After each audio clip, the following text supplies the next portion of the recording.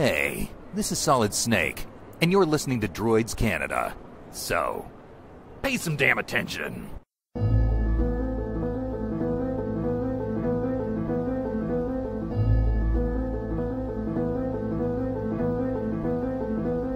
This is David Faustino. Hello, this is Andrew Chalmers, the writer and doctor in Doctor Who Dark Journey.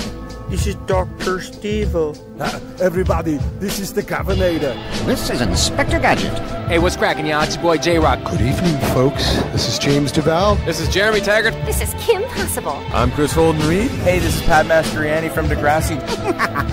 This is the evil Dr. Bad Vibes. Again, this is Messy Bear. And this is more from X-Men. Hey, this is Andrew Gazzess. This is Sean Gunn. Hi, this is Robert Carradine. It's Tammy Stronach from The Neverending Story. Hey, it's Zach Callison. Hey, I'm DJ General. And I'm Neil Young. I'm Commander Shepard. Ralph Garman here. You're listening to Droids Canada. You've made an excellent choice. You have chosen wisely. Warning. Listener discretion is advised. That means there's a lot of fucking swearing. Hello. And we're here with the Droids Canada podcast. This is Dan Moe. I am in Buffalo at Nickel City Con. I'm here with Sean Patrick Flanery. How you doing today? So frickin' good. So frickin' good is the words we like to hear. Now, Boondock Saints. Boondock Saints, All Saints Day. Now, when you started Boondock Saints, did you ever think it would get such a cult following that it has currently? No, I mean, everybody says, what's a recipe for a cult hit? If people knew the recipe, there'd be billions of them. I've made a career out of making movies that people don't see, and I think that's true with everybody. The films that people know me from are the tip of the iceberg. I've done so many things that never see the light of day, and I've done some amazing scripts that I thought were, some of my best work that nobody's ever seen. So you don't go into it and think, oh my God, this is an amazing script, it'll be a hit. As a matter of fact, you think the opposite. Because the odds of even something you're incredibly proud of and you think, wow, this is an outlier, this is an anomaly, there's so many other variables that come into place whether or not it sees the light of day that you kind of automatically prepare yourself for a grand total of 7 people seeing your work, and 5 of them are usually your mom.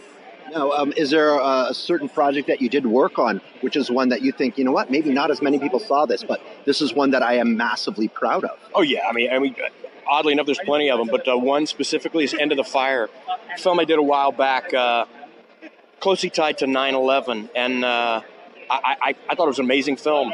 I thought Tangerine Dream did the soundtrack. I thought it was a 90-minute piece of poetry. And I can't believe it never saw the light of day, but you can look it up. I'm sure you can see it on Netflix or something. But yeah, very proud of that film. Now, see, for me, what I really enjoy is seeing actors who are in these, exceptional, incredible films, massive fandom for it, but then looking in and seeing some of the other smaller roles and smaller things that they've done, TV things such as Dexter, such as CSI. Now, how were your experiences doing those types of roles in those iconic TV shows? Well, throwback again, I made a career out of doing things that nobody sees. So whenever you get invited to do a show that you already know millions of people are going to see, that changes everything. Even something like Saw, even though it was part 97 or part 7, you know that it's going to open in 2,500 theaters across the U.S. So that's a big deal because I do movies that, do the festival circuit. So it always makes you feel like a real actor. It's just, it puts the film in a different context. It really does. That's awesome. Now, do you think with the emergence of the John Wick films and the exceptional violence that is in those, that could be something that would open up the door to a Boondocks 3 possibly, if there's any kind of unfinished business with that storyline?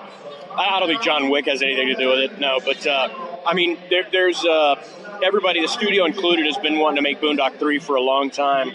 It's, maybe they'll make it happen, maybe they won't. But I don't think it has any tie to John Wick. Amazing series of films, though. Oh, of course. Just the similarity with the, the kind of intricate storyline along with the violence, which a lot of people really do like to see, being movie violence and all, but still. I don't think people like to see violence, per se. I think they like reality. I think they like to see people get their comeuppance.